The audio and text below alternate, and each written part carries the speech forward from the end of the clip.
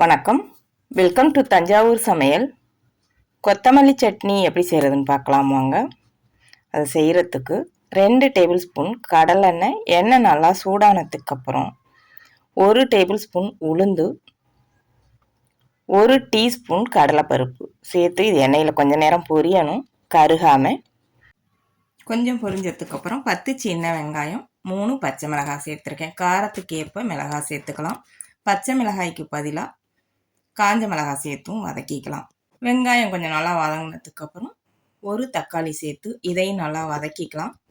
வெங்காயம் தக்காளி நல்லா வதங்கணும், வதங்கினாதான் சட்னி நல்லா டேஸ்ட்டாக இருக்கும்.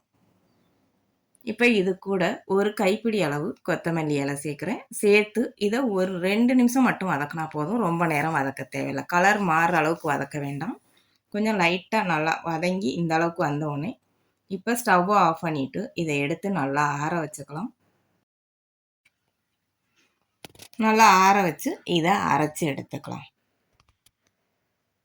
தேவையான அளவு உப்பு சேர்த்து கொஞ்சம் மசிஞ்சதுக்கப்புறம் கொஞ்சமாக தண்ணி ஊற்றி இதை நல்லா அரைச்சி எடுத்துக்கலாம்.